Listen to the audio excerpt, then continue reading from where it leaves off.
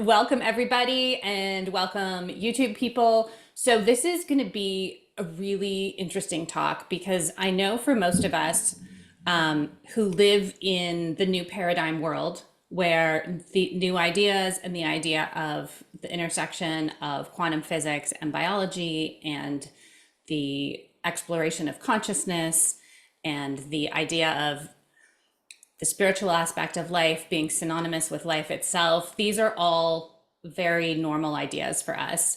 But in the wider world, and especially in the media, there is, Anders, what you call a bias towards materialism. Could you Yes. could you say a little bit more about that? And then we're going to get into sort of the nuts and bolts of how the news media works and how to navigate it. But just if we could just start there, because for those of us who've looked at the research, like which you have very extensively, and probably everyone on this call has, it is so clear that materialism is not the story, is not the truth.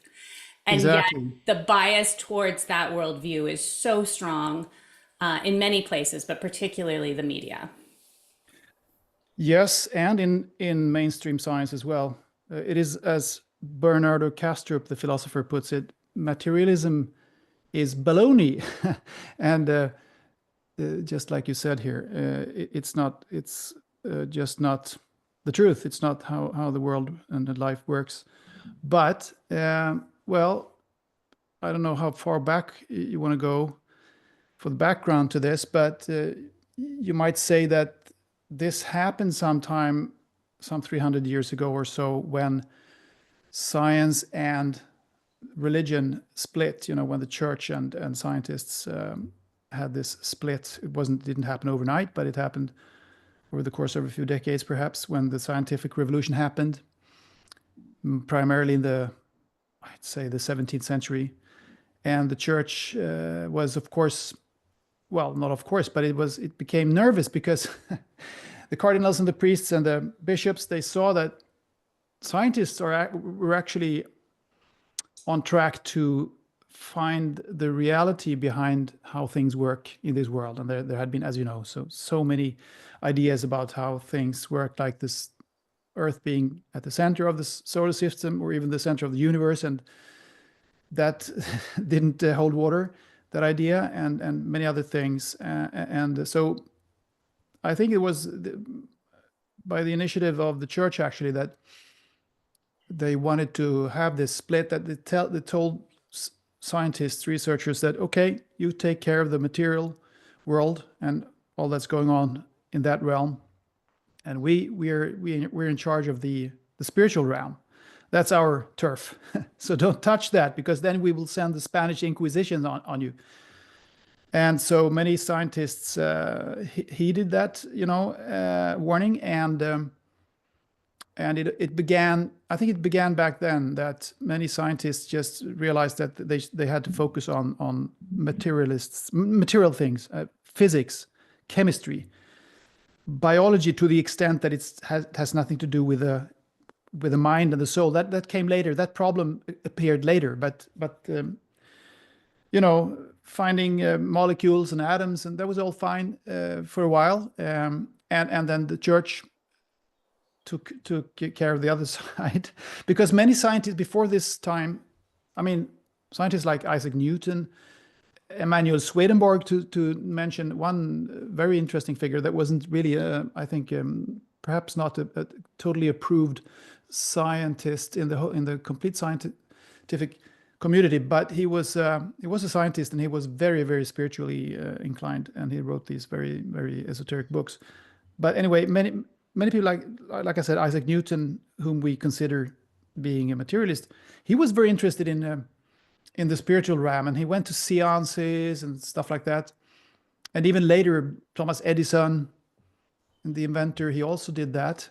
So I mean, it was natural for science, before this split happened, it was very natural for science to engage in all aspects of life, which is, of course, what science should do. So you can take one perhaps controversial example. Astronomy and astrology was the same thing 500, 600, 700 years ago.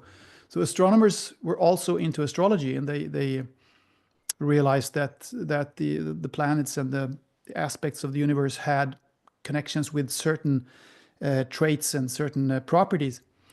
But that was, not considered comme il faut when this split happened. So that's the historic background, if you will. And so that then, over the course of the 19th century, science was all materialist and became ever more materialist. And at the beginning of the 20th century, it was very much so. And then, of course, we had these quantum physics discoveries that you guys are probably very much into and know a lot about. And those happened actually 100 years ago. And that was a bit of a problem. Then the problem arose that, gee, this looks like something actually that resembles what ancient spiritual texts have talked about for thousands of years. So what to do about this? But that was because of that problem. Many, I would say, the mainstream science, mainstream quantum science and physics held that at bay in a way. So the new discoveries were kind of postponed, or delving into them was postponed until our time, because this is, it's just lately, the last 20, 30, 40 years that physicists have actually dived so deeply into this that they realize that it is, like I said, similar to what ancient spiritual texts have talked about, that reality, that this physical reality is an illusion, and that there is no matter actually when you look deep enough. So it's just, down to when you come down to the Planck scale, it's just vibes, it's just vibration.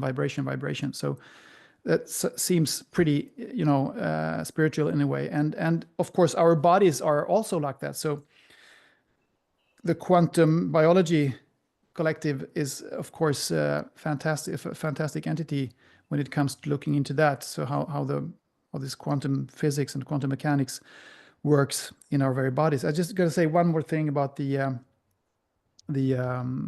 what happened during the course of the 200-300 years after the split. Namely, by the late 19th century, some scientists were looking into the mind, beginning to look into the mind, which looks actually like something that the church should have been doing, because they said that we will take care of the spiritual realm. And back in the day, I guess that soul was the word that you had for everything that wasn't material in the human world. So it looked as if people were looking into the soul, but they called it mind. And then psychology was invented, or they came up with this new discipline that was psychology.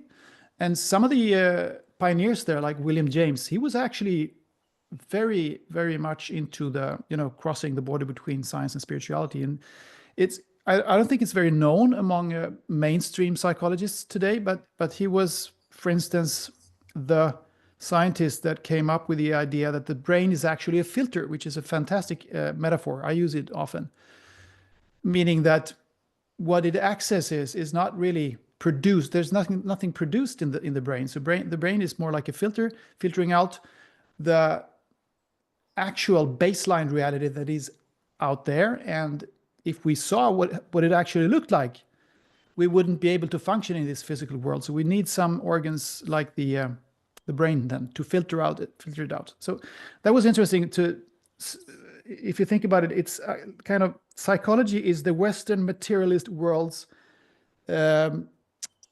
what's the word, workaround for spirituality, if you see what I mean.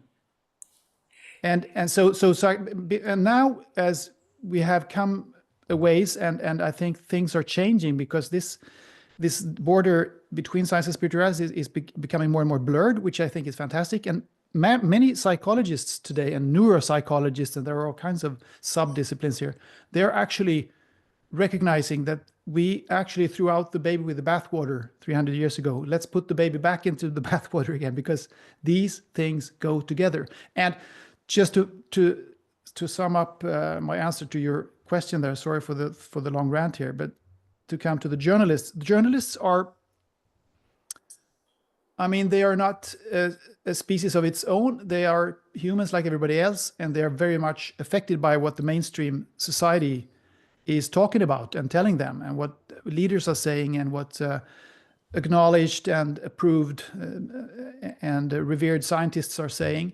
So I think it's just as simple as that materialism has taken hold of the media because it has taken hold of society at large, especially here in the West. I know that countries like India, for instance, is an interesting hybrid between, broader Eastern traditions, which are more spiritual, and also Western traditions. So it's a mixture, and they are more open to these, to talking openly about. It's very interesting to read Indian newspapers when there is new data coming.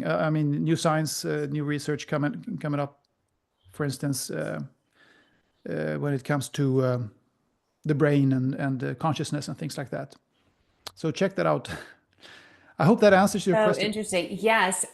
I mean, there's so much in there. And it's interesting that you ended on the Eastern piece because it is very much a Western dichotomy that we've created.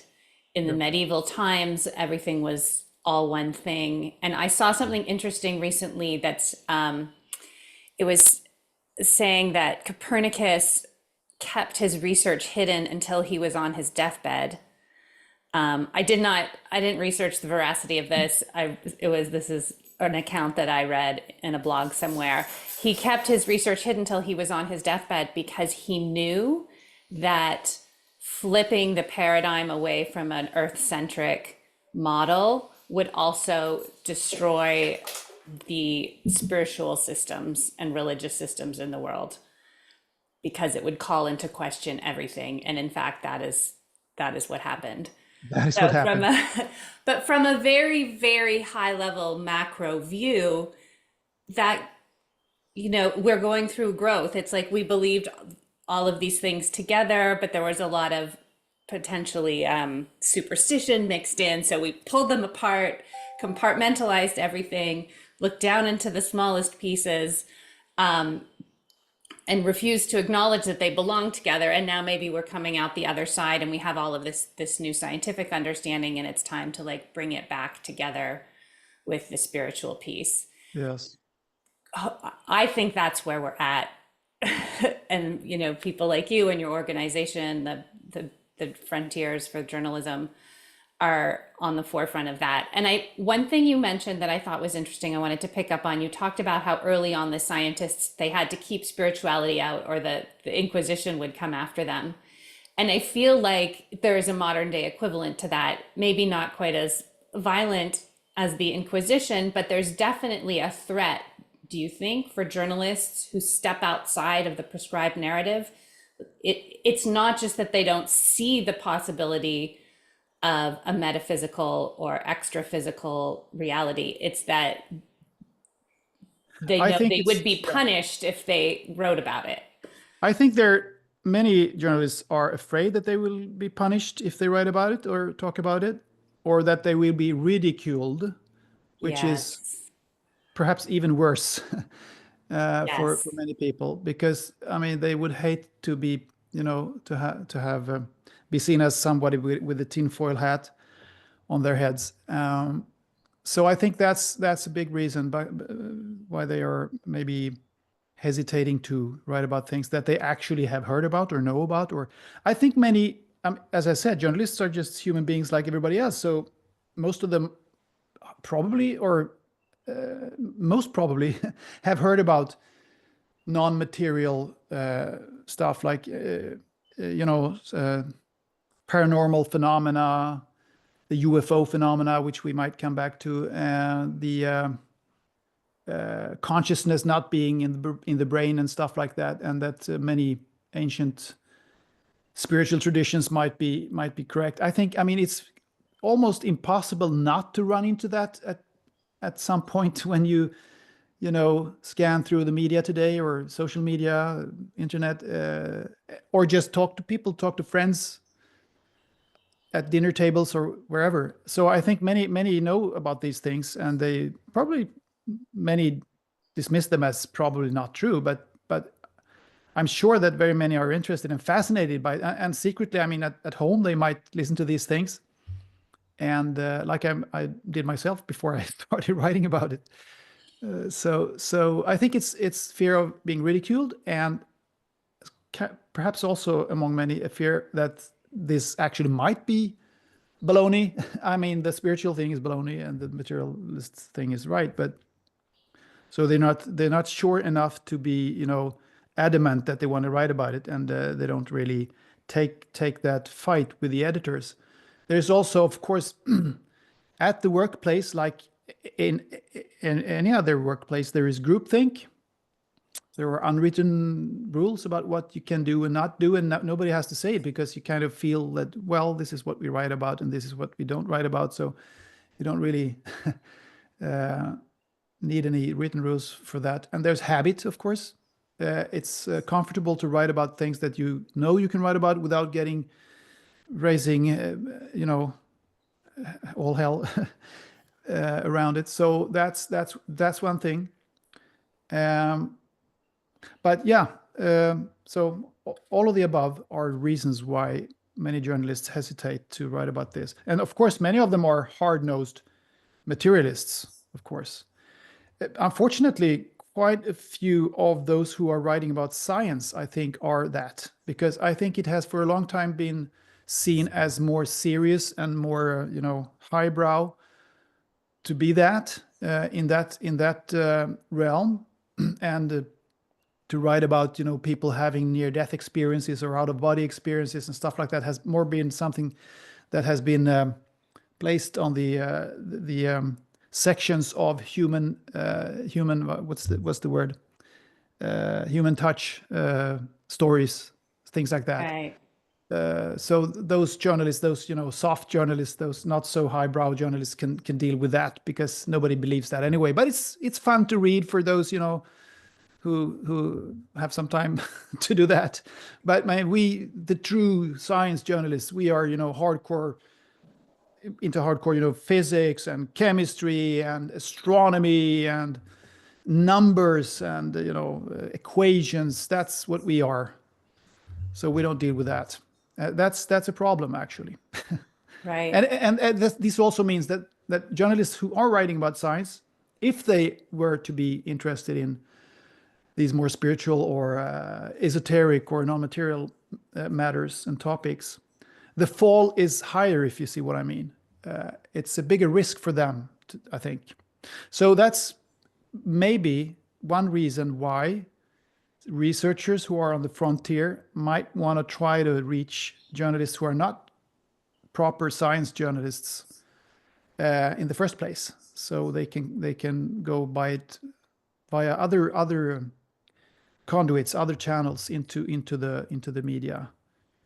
Right. That's a good point. So even if we're coming from a scientific point of view, those hard-nosed materialist journalists are not the people who are going to be open to a pitch outside of their understanding.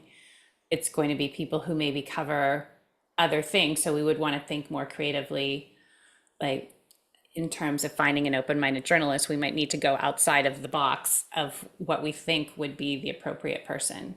And I think a really good example of this is the recent podcast, the telepathy tapes, where the woman who produced that was not, she was not a journalist, she was not a researcher, she was not in sciences. She was a documentary filmmaker on sort of like social justice issues, whose curiosity got piqued by listening to a different podcast and some personal experiences. And she went on to produce this podcast, which has now been downloaded millions and millions of times. So the appetite in the public is there, but the people who gatekeep the flow of the stories are not keeping up with what people want, which is clearly to explore these issues, as the popularity of the telepathy tapes showed. Yeah, So could exactly. you walk us through, you spent over 20 years working in a major newspaper. So Anders, for those of you who haven't met him yet, he worked for over 20 years at the main newspaper in Sweden. So it'd be like working for like the New York Times or the Globe and Mail or wherever you're from, like your main paper. So Walk us through what it's like for a journalist to put themselves out there for a story. So, in my limited understanding, there would be certain things that come up, like natural disasters, elections, terrorist attacks, that just demand to be covered. But then, in terms of the stories where journalists go out and find them and bring them back to their editors, where they have some leeway to make their own decision, what does that process look like? Yes, sure. I'll try to walk you through that. I just want to say first that the telepathy tapes is an excellent example of what's happening in this realm today, and also the impact of the changing media landscape, which is everybody has to take take account of, because this is happening. It's a big deal. So I mean, we still have the big newspapers and the big TV networks and all that, but I'm not sure if they're going to survive for more than maybe 10 or 15 years more. Anything can happen, but these other outlets, these other channels are so important. And I mean, look at the telepathy tapes. It at some point, I think it was bigger. It was more downloaded, more listened to than Joe Rogan show, the Joe Rogan show, which is amazing. It was only for 1 week, I think, but still. And Joe Rogan has referenced it, has talked about it on his, I think he had Kai Dickens on his show. He did. He had her on. Yeah. Yeah. So that means that, I mean, if you want to know what's happening, what's on the front line, you need to go to these sources. You need to go to these kinds of channels and media. They're also mass media, of course. They're not traditional news media. And people complain that, well, they don't have any fact checkers, they don't have any editors and all that. But, well, it's true. But I think people are so used to these new kinds of media today that they can think for themselves and they can draw their own conclusions about, I mean, this. Anyway, you can at any rate, you can start there and then you can go further if you want to know more. So having said that, yes, well, at a normal, ordinary news desk, which there are still quite a few out there, but they're, as I say, perhaps dying. You have the editors and you have the text editors and you have the editor-in-chief and you have all kinds of people on different levels. And the way that stories come through is, I mean, it's a mixed bag. You can, as a reporter, you can have your own idea, of course, and come to the morning desk meeting with that idea, which you do often, and it can be all kinds of ways that this idea is received.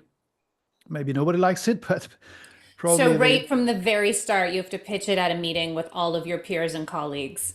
Well, that's one Sitting way of doing around. it. Another way of doing it is if you want to keep a secret, because you want to kind of work on something that's a little bit sensitive or something. You don't mention it to the whole group. So then you might go to your closest editor and talk to her or him about it and say that I really want to do this. Can I please have some time to do that?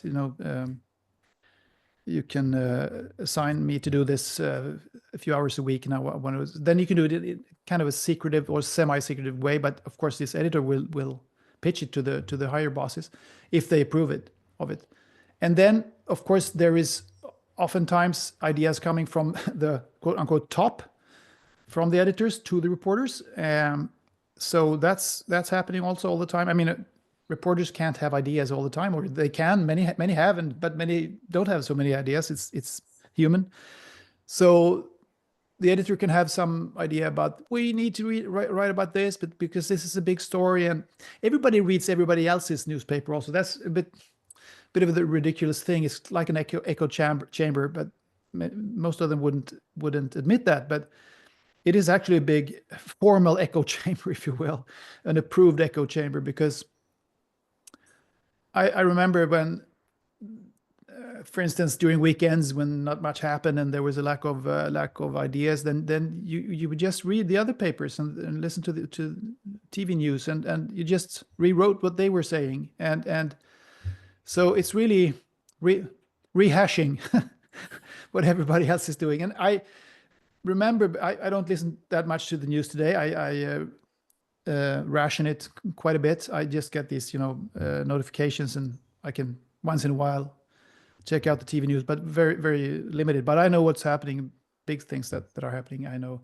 But before I came to this conclusion that I should ration it, I kind of bathed or swam in it when I was working as a journalist. And I remember how it was like listening to the same news 10 times a day. But it's like you get addicted, you can't stop because maybe they have something new. No, maybe they have something new. Maybe they have, but they never have, or almost never. Yeah. So it's a bit, I don't know. It's crazy. So that's how it works, basically. And of course, there are oftentimes things happening, and it's also very, you could say that it's random, but I would say that it's habit that steers it, that decides it.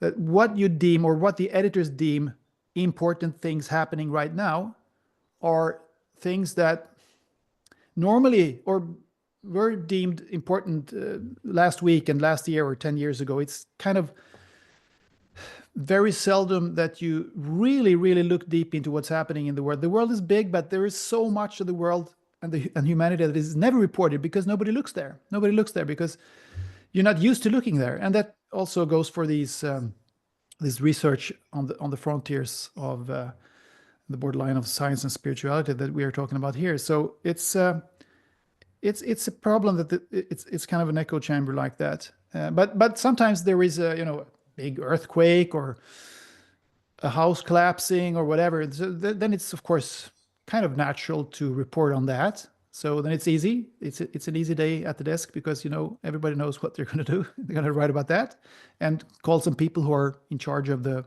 rescue team work or whatever. Right. So it's sounding like to penetrate any kind of legacy media, you would need to have something really topical, right? Like if there was an emerging piece of research that, especially if it tied to something going on, that would kind of be a way in. But most likely it's better to pay attention to the alternative media. So Andia has a question. What is the best way to find a journalist that researches their own stories? Is this just a matter of reading media and finding a writer you like that might do topics that are not so mainstream? Yeah, good question. I mean, just to jump in, that's how I found Anders, right? Like I just am always scanning around looking at different things and I see somebody who's talking about things that would overlap with what we're doing here, who seems to be on the same wavelength and is open to collaboration, and I reach out. Yeah, yeah. I So think like that's a just sort good of way of, like keeping a list of people scanning, because I'm really hearing that the mainstream stuff is a slog to break through, and so we want to be focusing on the alternative media. yeah. I think that's a good idea. And also, I mean, the possibilities are so vast nowadays that you can really scan the internet, scan the whole world for people who are writing about certain topics, and you just put in the topic and search, and you can use ChatGPT or other AIs today. So do that. And there are some websites you can try. Muckrack is one where they have lists of journalists listed according to topics they cover. So that's one place. There's another place called FeedSpot. And there are probably dozens of others that I don't know about, but you can look for that, and so you can find journalists there that are covering these topics. Substack And would be a good place. So Subs- Substack, Substack also, because many journalists FeedSpot. write there. Okay, yeah. And it's a good idea to read people's work and get a sense of the type of thing they like to cover. So let's say we follow Substack, we FeedSpot. I think X or Twitter it's kind of tech bro on there, but there's little pockets of other There are stuff. pockets, yes. And As it's a long as you good know what you're place. searching People for. always post their work there. Yes. So we follow these alternative media journalists, or could be LinkedIn is a good place as podcaster. well. Where? LinkedIn. LinkedIn. Oh, really? I wouldn't have thought that. People post their work there. Yeah, they post their work there, and Yeah. Yeah. Well, actually, I actually probably follow more researchers that are on the front line than journalists who are there, but I'm sure that there are also journalists hanging out there looking for the same thing because there are, Mhm. well, anyway, you can try that. Okay. So we're scanning these places where alternative journalists are working, and a lot of Substack, definitely, and also other places. There are a lot of people like you, Anders, who were in the legacy media, and they're just like, I can't do this anymore, and so they left. So they have the training, they have the background of journalist, the old-fashioned journalistic ethics, um, but they have no more editors telling them what they can and can't write about. Yeah. So, say we have a short list of people, how do we approach them? Like, what, because I'm sure they're still very busy, right? It's like, what would a pitch look like to say, hey, how about covering this? How do we frame it? Yeah. Well, there are some basic advice that goes for anything that you're pitching. So be succinct is one thing. Pitch it succinctly and to the point, and without too much background. Of course, it's a good idea, I guess, in most cases, to perhaps early on mention that this is a peer-reviewed study or something, because that's always something that will get the attention of especially science journalists, of course. So, of course, tell them what's new, what's unique about this, and what's the significance. So never start with a background and we worked on this for 10 years and this is has been known for 50 years and now finally we have come to this and that, but just have a couple of bullet points, 2 or 3 bullet points that will tell the journalist what's new and what's the significance, and what's unique about this, if there is anything unique. I mean, there's always something that is unique. It could be a small thing, but many journalists are actually, I mean, they're starving for pieces of news. You can always, I mean, that will help them to see before their inner eyes there, how they could frame, how they could formulate a headline about it. That's, I think many journalists work like that they almost immediately start thinking like that, or at least editors.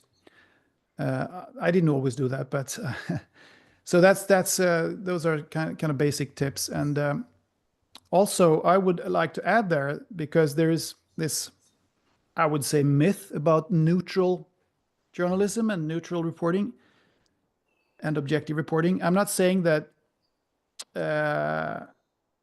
it's not that journalists are, agenda driven actively. It's not. I'm not saying that. News journalists are doing their best to report objectively as best they can, but everybody is a human being and everybody has their worldview, and you can't climb out of that worldview. It's impossible because you're in it.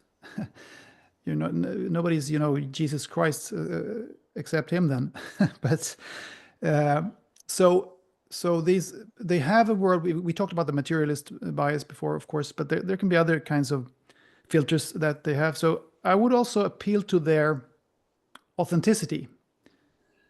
I don't know exactly how to do that, but just have that as a general idea that if they seem a bit reluctant when you contact them, you can kind of ask questions that are a little bit personal, or, I mean, to appeal to their authenticity. Have you thought about these things yourself? Are you, I mean, think about when you dream or when you fantasize or when you, whatever, to just make it a bit human and personalized, because I think many journalists long to be authentic and be who they really are, also in their work, in what they're writing. So I think many could appreciate that approach, actually. Not treat them like they are journalistic robots who are not, humans with their own worldview. So those are some ideas. I see there are some new questions Okay. here. Yeah. So that I'm just going to recap. So to think about it from the point of view of like what could a potential headline be? So distill it down to its most essential and effective point, ideally with references to published research and potentially a connection to something timely, something current, because journalists always have to feel of the moment. And then follow people. So on Dia, you might have a list of people who write about mental health and addiction and a whole bunch of other things. I would also just add to personalize it a little. Since AI, I've started getting like 10 emails a week from podcast agencies pitching people to be on my podcast. And 1 out of 20 of them is actually a good fit for what we cover. They're just like, Okay. oh, you're a wellness person, doc. And then like, no, that's not my niche.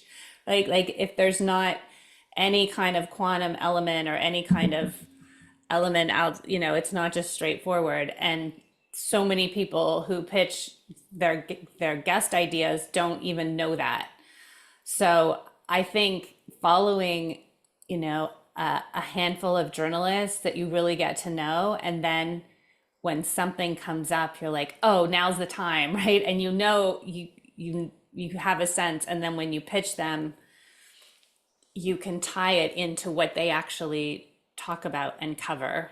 And it's not just like a generic thing. It's like, here's why this is a good fit for you Mm. and your Substack or your podcast. Yeah, and it's a thin line there between being to over personalize it, because that can make some people balk a little bit because Yeah. they They want to don't be want you treated doing their professionally. writing for them. No, so but you can of course mention that say it's things like, well, I've read some of your articles that you've written around this topic and they're really interesting, and I think it's you would be a good reporter to cover this topic. And I mean, in a professional way, you can personalize it like that. Yeah. Idea. So Yeah, I think you exactly. come That's onto all I the mean. It's like to be like, oh, I see you cover. yeah, yeah. So when Not like, someone oh, sends you're so me, fantastic. You're one of the best journalists that I've yeah. seen. But Okay. also, yeah, just to show you understand what they do, right? Like when someone pitches me a doctor who set up an AI clinic, I'm like, okay, but that doesn't really have anything to do with what I cover. No. So it shows me that they didn't really bother. They're just like spraying everybody with a Yeah. podcast with this pitch. Annoying. Whereas when it does overlap, I say yes. So, what are the strategy? Okay, next question. What are strategies to write articles and ideas where to submit? Okay, let's just start there. What are strategies to write articles and ideas of where to submit? Well, we have touched on it, I guess. Do you mean Yeah, and this is a bit different because we're talking about pitching pitching journalists to cover your stuff or to yeah, interview you or to have you on a podcast or include your work in a piece that they're working on, right? Like so on Dia, going back to you, because I know on Dia's area, I'll use her as an example, right? You're like, I know you cover mental health and addiction a lot. Here are some like key points that I am an expert on, and this is how it would integrate into the work that you do, and then that you're on their radar as a potential point of reference, which is different than writing your own article and publishing it. yeah. I think this question is more directed to journalists. Is it to me, or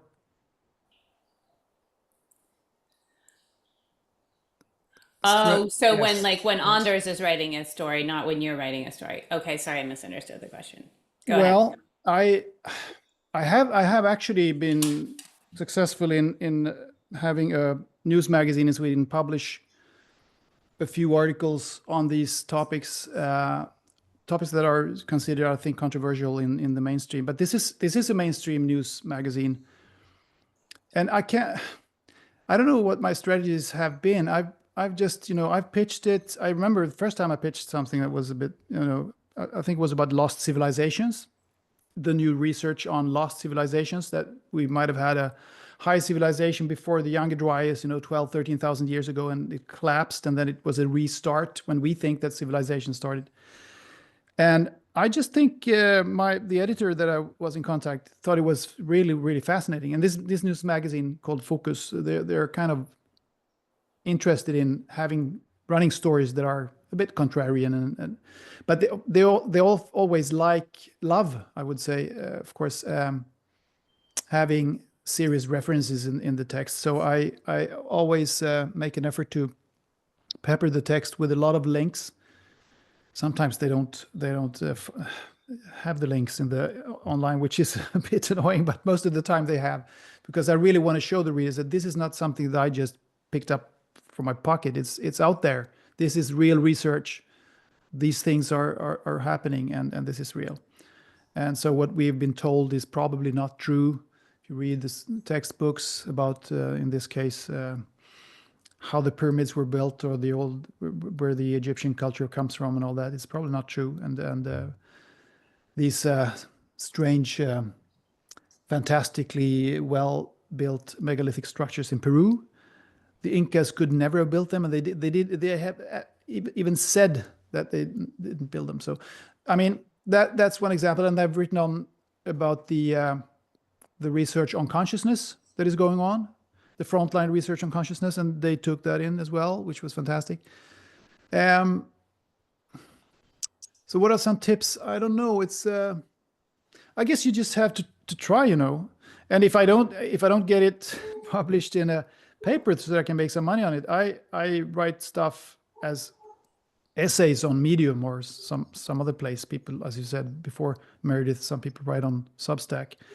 And so I guess sometimes stories that have first been published on Substack or on private blogs or so, they can be picked up by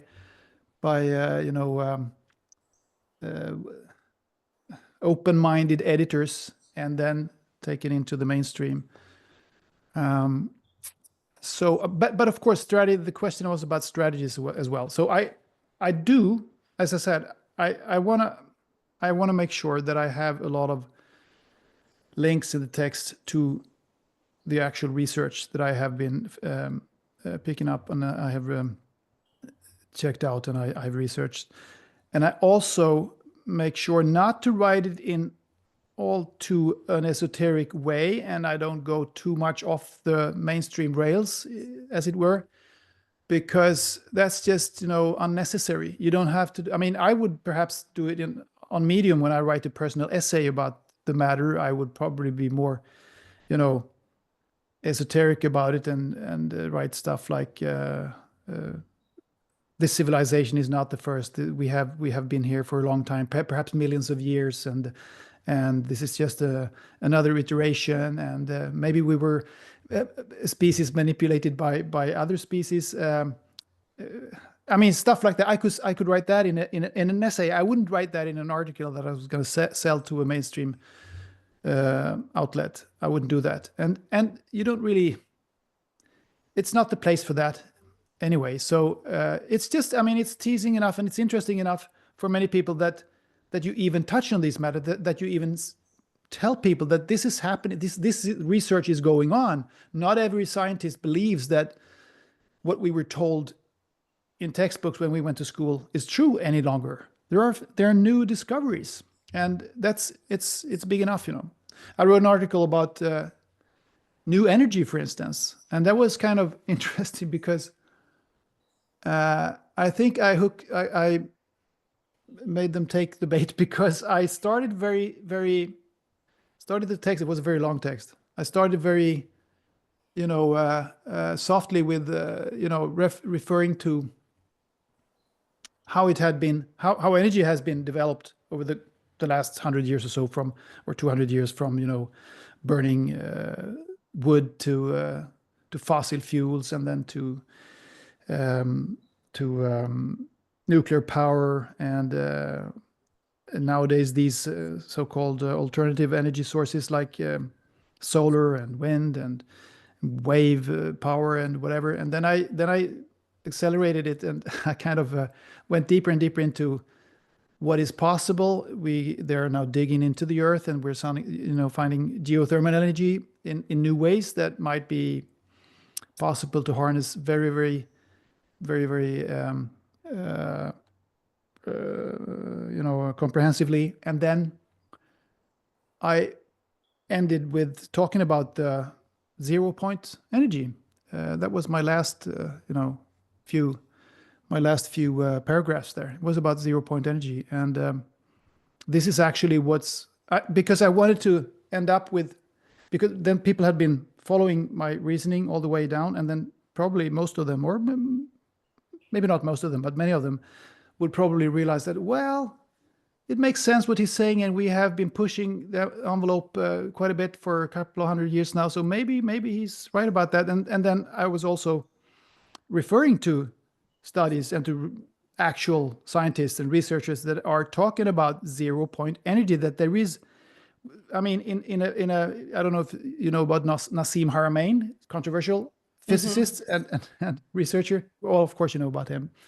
I didn't mention his name because I thought maybe he's a bit controversial there, but there are others that are seriously referring to this as well. And he has said that in a just cubic centimeter of air, or whatever we should call this gas or space that we have here, there is so much energy that we could run the whole planet for hundreds, thousands of years. It's just incredible. It's just energy in there.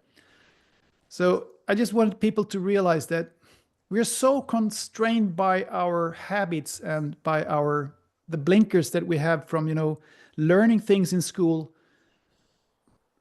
30 years ago, 40 years ago, but even today. So we just need to start thinking more broadly to realize that we can have a fantastic world with harnessing the energy that we all consist of and all that. And it was, I think I managed to pull that through by doing it that way.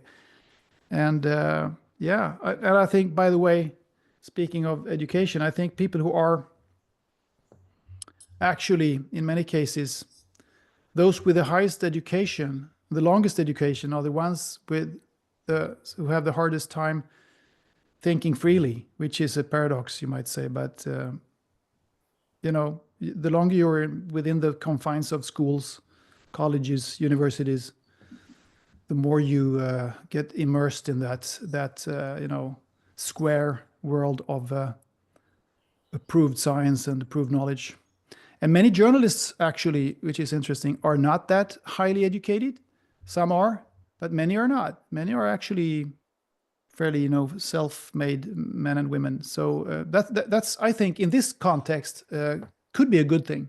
The science journalists are, unfortunately, more educated. So they're more, they have blinkers. Yeah. They know enough to think they know everything. Exactly. That's a really, really helpful example with the energy, because I hear what you did there is that you started in a place that was not controversial, that makes sense to everybody, then traced your thinking through historical examples that also make sense to everybody, and built them up to come to a logical conclusion that was a bit of a leap. Yeah. But because you didn't start with the leap, where people are like 0 point, I'm what? What the No. hell is this? It must be bunkers. I'll You read something led else. them down the Yeah, path. I So by the lured time them. it got there, it was the next logical step. So even if they're like, what? No, it's still, that Yeah, trajectory is still there with them. that's a good way of putting it. Yeah, That's right, right. amazing. And I highly recommend that strategy. And that works perfectly for quantum biology, right? Like you can start with regular biology, trace it through biochemistry, go into circadian, and it's like, okay, but if that's true, then if that's true, and maybe the quantum piece is like a couple paragraphs at the end being like, what, maybe this is true. And I think that's a really important point, because I know everybody knows so much and they feel like they always need to say everything they know up Yeah, front. yeah, But to think about it strategically in the way you've laid out from a I think that can journalistic be a good idea perspective is very sometimes. important. Yeah, especially when it's really far out for most people. When you can sense or you actually know that it's far out for most people, then you have to tread carefully.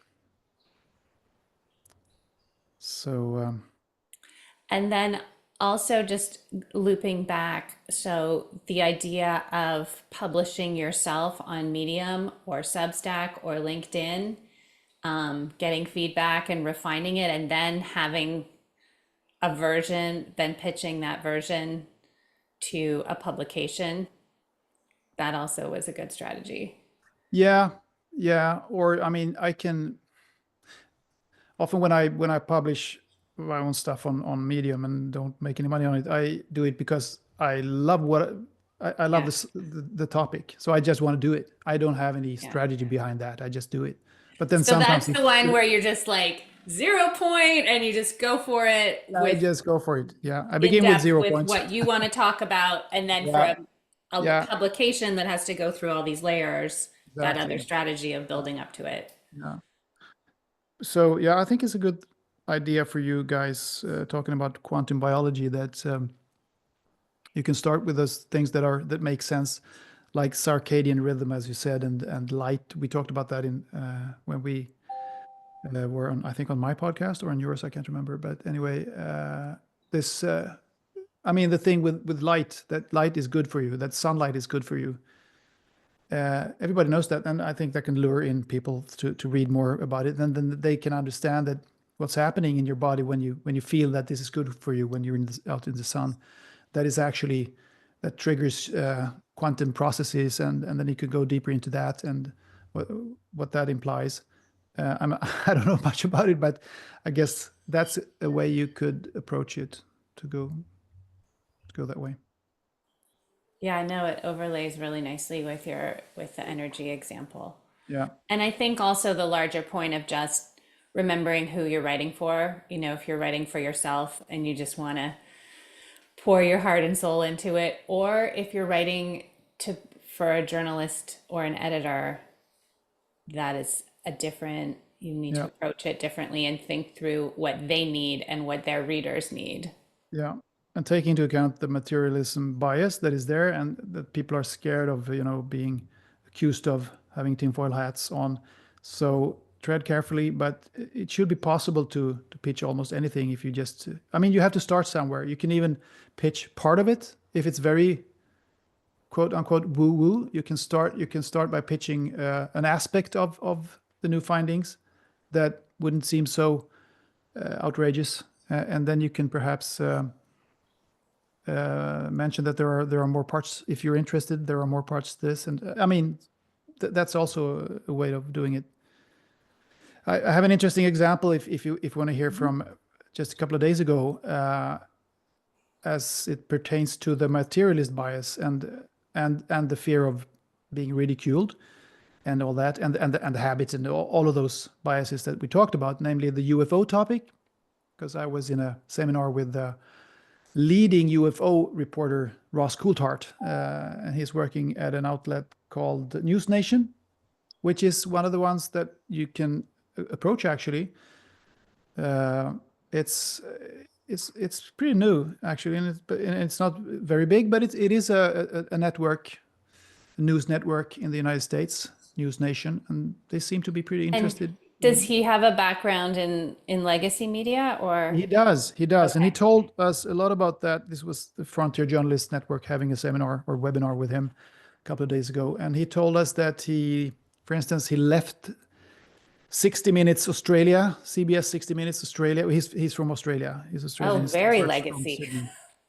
Very legacy. He left them when they refused to run stories about UFOs. When he had just, this was maybe 5, 6, 7 years ago or something like that, when he had really begun delving into that topic and getting to understand that this is actually happening. It's real. So he just left them because they were not, they didn't want to go there. But I asked him about something that happened the very day that we had this, or maybe the day before. I think you noticed that there was big news, big headlines everywhere about the possible discovery of a molecule in the atmosphere of a planet 124 light years away that could indicate that there is life on that planet. Did you see that? No. It was okay. It was kind of big headlines in Swedish media and in Reuters and BBC and everybody everywhere. But I mean, from my perspective and also Ross Coulthardt's perspective, which he corroborated, it came across as kind of ridiculous when you know what is actually happening and going on Earth right now, as pertains to the UFO phenomenon. But this is an example of what is safe for journalists to report on. This is safe, a little molecule somewhere 124 light years away. It's not dangerous. It's not woo-woo. It's not strange. It's not, there's no risk of ontological shock, which is a big reason why many journalists who might be interested privately in the UFO phenomenon, they don't want to write about it, or they don't, let me say, maybe that's not the journalists specifically, it's just kind of everybody who kind of suspects that this might be true. They don't want to go there because if it's true, if they're here, if they will be landing tomorrow, that would kind of shake the whole reality, the whole worldview. It's called ontological shock, so they don't want to go there. And but scientists looking for molecules 100 light years away, that's secure, that's safe, that's it doesn't threaten your lifestyle or your worldview or anything. You can just go on as normal. Well, there might be life, because most people would say, if you ask them, do you think we're the only high evolved kind of species in the universe? No, most people would say it's probably, there are so many stars, probably somewhere out there there is something.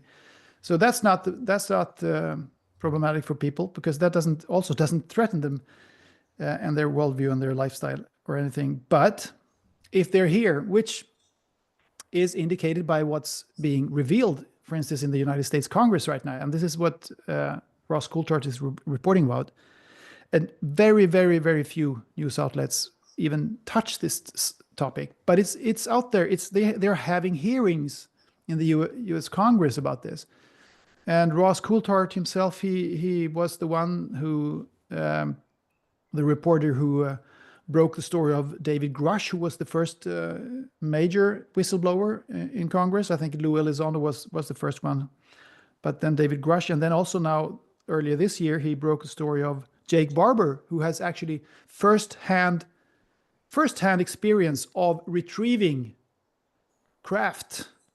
So they have these craft. They're saying it under oath in the U.S. Congress. And there is now a task force under the Congresswoman Anna Paulina Luna, who has vowed to release, to disclose these secrets, these federal secrets that have been there for 70, 80 years. They've been doing this for 70 years. It's pretty, it's a very, very, very big story. The more you know about it, the crazier it gets that no big media wants to talk about it, because everybody's so afraid that what if it's not true? What if it's, we don't want to have tinfoil hats on our heads. It's really absurd. So anyway, but if they find a molecule 100 light years away, oh, fantastic, big headlines. It's crazy. That is such, first of all, it is a bit of ontological shock. That's a great phrase to consider this. But it just really, illustrates your point that there's so much happening, and the legacy media is such a tiny, tiny filter. Yeah. And so just to wrap up, would you encourage people to explore alternative media and make lists of publications? Yes. That they like, that they relate to, and just keep an ongoing idea list? Yes, that's a very good idea. Do lists and utilize artificial intelligence and search engines to search for journalists, reporters that are writing about these topics, and check out maybe, as I said, Muckrack, FeedSpot, LinkedIn. There are probably many other places where they have lists of journalists. But do you make your own lists? Yeah. What was the first one you said? Muckrack. Muckrack. Okay. Muckrack. Okay. Yeah. So it's really like a research project. And also, of course, You sorry wanna- to interrupt, Yeah. but Frontier Journalists Network that I'm. Yes, I was gonna land on that for Yeah, sure.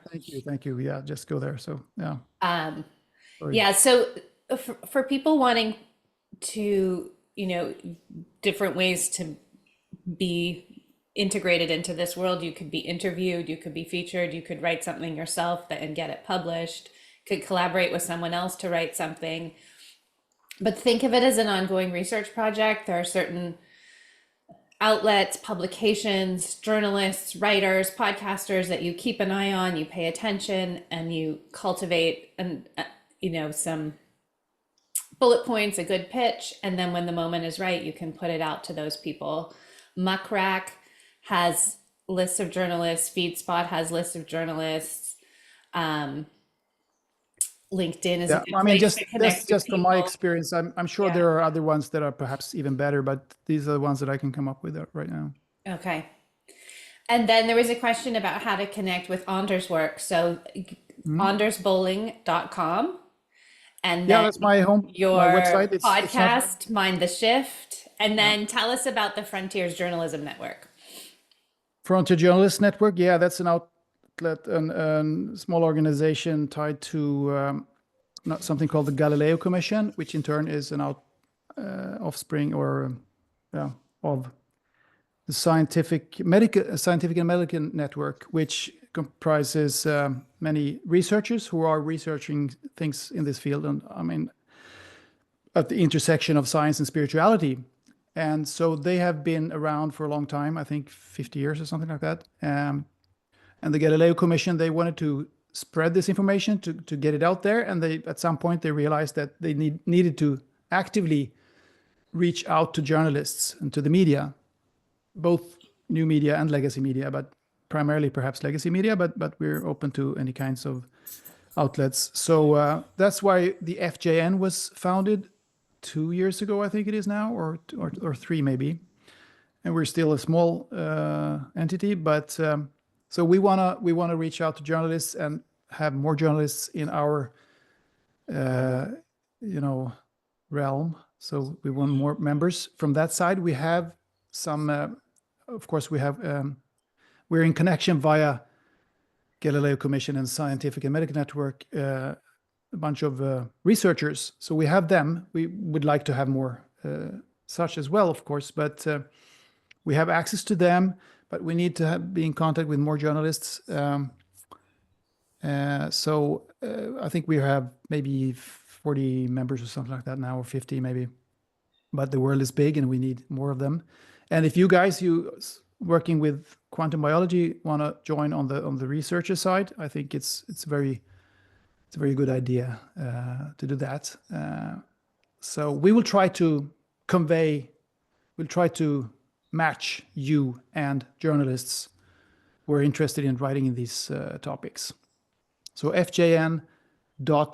Frontier Journal. What's the I name put the link in the chat. Yes, thank you. I forget. Yeah, no, it's frontiernet.org. Oh yeah, frontiernet.org. That's Frontier, and that's amazing. I mean, I just think this organization is exactly what we need in the world right now.